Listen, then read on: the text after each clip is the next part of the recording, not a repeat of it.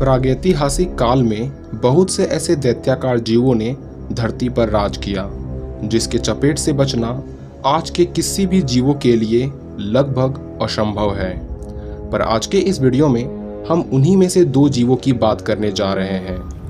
एक तरफ है शक्तिशाली टी-रेक्स, वहीं दूसरी तरफ है डरावना स्पाइनोसॉरस। क्या आप बता सकते हैं कि जब दोनों की आपस में मौत की जंग हो तो कौन आखिरी तक टिका रहेगा? उससे पहले चलिए दोनों की पावर्स की बात करते हैं। एक तरफ है 12 फीट ऊंचे और 42 फीट लंबाई वाला 8.5 टन वजन के साथ टी-रेक्स, जिसे आप ब्रॉनी किलिंग मशीन या किंग ऑफ डायनासोर भी कह सकते हैं। टी-रेक्स प्री हिस्ट्रिक टाइम में पाए जाने वाला छोटे भुजा वाला डायनासोर था, पर ये छोटे भुजाएं किसी भी जीवों के मांस को चीरने के लिए काफी थी। इस जीव के नजरों से बच पाना किसी भी जीवों के लिए लगभग नामुमकिन था, क्योंकि टी-रेक्स को अंधेरे में भी किसी जीव से बेहतर दिखता था।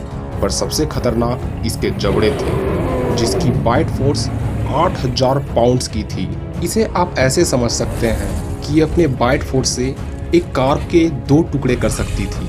वहीं दूसरी ओर है 22 फीट ऊंचे और 60 फीट लंबाई वाला 9 टन का डरावना जीव स्पाइनोसॉरस, जिसकी बाइट फोर्स टी-रेक्स की लगभग आधी थी। इस जीव की सबसे खास बात यह थी कि ये जमीन और पानी दोनों में जीवित रह सकते थे।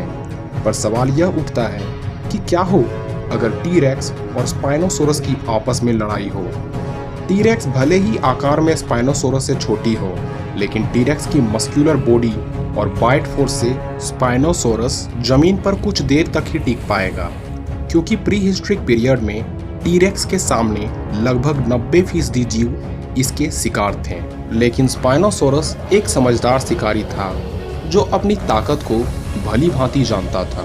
तो जब भी दोनों की आपस में लड़ाई होती तो किसी तरह स्पाइनोसॉरस टी-रेक्स के जबड़ों से दूर ही रहता और उसे अपने पीछे भगाकर किसी तरह पानी की तरफ लाने की कोशिश करता। और यदि स्पाइनोसॉरस अपने चाल में कामयाब हो जाता तो टी-रेक्स की खैर नहीं और टी-रेक्स का बचना लगभग नामुमकिन हो जाता।